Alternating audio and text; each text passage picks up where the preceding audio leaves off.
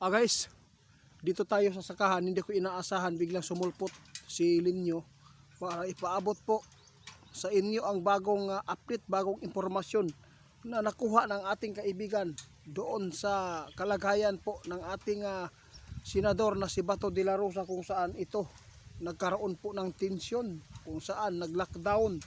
Ngayon, mayroon pong nakuha si kaibigan na mga impormasyon patungkol po dito sa kalagayan po ni Sir Bato de la Rosa. Nasa tagilid talaga ang kanyang kalagayan po daw. Kaya ito po ang tandaan po natin. Masama itong nakikita ng ating kaibigan. Paghandaan po natin ito, mga idol. Mayroon pong malaking kaguluhan talaga ang mangyayari dito. Sana walang buhay ang makalas o mamamatay po dito. Kaibigan, grabe, nagulat ako. Bigla kang sumulpot dito sa gulayan natin. Bakit po? Ano po ba ang mga impormasyon ninyo nakalap? Kawawa ang mga taong bayan na nakipaglaban po sa kanilang pagsuporta sa ating senador. Ngayon, mga idol, mayroon pong babala si kaibigan na masama kapag gawin po ang paghuli kay Bato de la Rosa, no? Tulungan na lang po natin ngayon na ipanalangin po, mga idol, na wala pong mga inosente ang mawala o mamatay dahil sa pagbubuwis po ng kanilang buhay.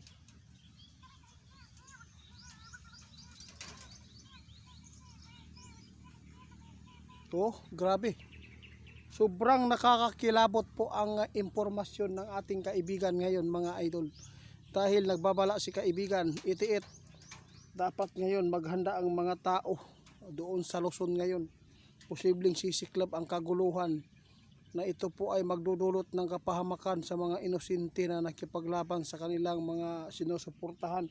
Mga idol, nag-advise si kaibigan, huwag tayo magpadala. Isipin lang po natin, mga idol, isa lang po si Bato kaysa maraming mga buhay po ang mawala, mga idol.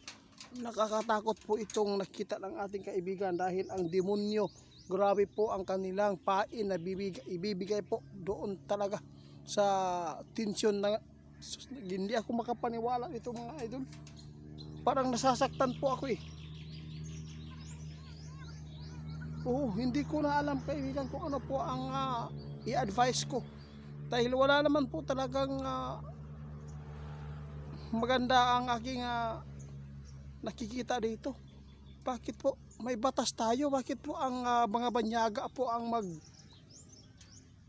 hawak po ng mga kasong ganito? Bakit hindi ko inaasahan po ito, mga idol, na ganito po ang pamumuno ng ating presidente? Totoo yan, may karapatan po ang ating presidente na tutulan po ang mga plano sa mga banyaga para pakialaman po tayo dito.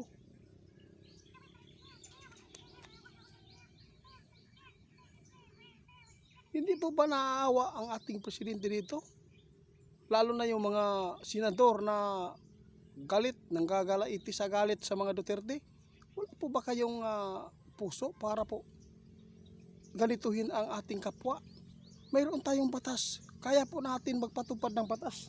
Dahil marami tayong mga ahensya sa gobyerno, tulad po ng NBI, SUCO, kapulisan, sundalo.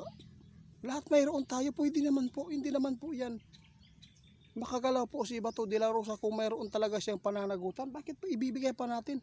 Nakakasuklam po talaga itong nangyayari sa atin dito.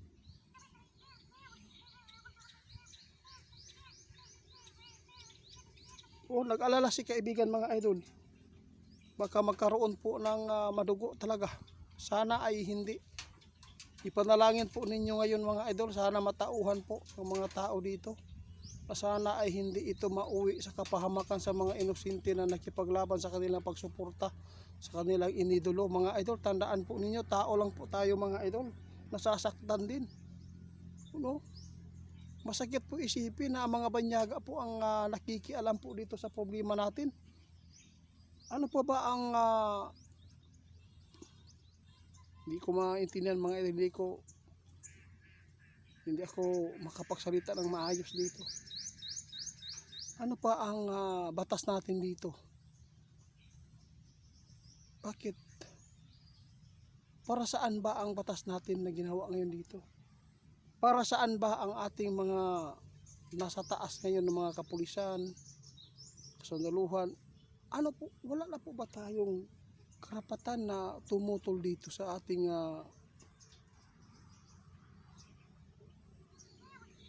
oo nga kaibigan. Sabi ng ating kaibigan, tama na. Huwag ka na lang magdagdag pa ng mga ano. Ang maganda dito, ipanalangin po natin kung si Bato de la Rosa, kung huhulihin man talaga, panalangin daw natin mga idol na sana hindi mauwi sa kapahamakan ito. Dahil nakikita ng ating kaibigan talagang magsisiklab talaga ang kaguluhan dito mga idol. Mayroon pang nakita si kaibigan na mamamatay dito. Kaya tandaan ninyo ito mga babala ng ating kaibigan. Guys, mayroon akong ipa-plug na pick account, no? Pick account, GoCenter 88 fans. Road to 500,000 na ang followers. At yung isa po niyang second account, GoCenter 88 fans 2.0, road to 100k followers na din. Paki-report po sa scammer po mga idol. Salamat.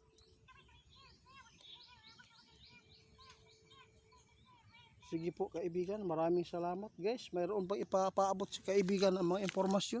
Lubos-lubosin na lang po daw niya.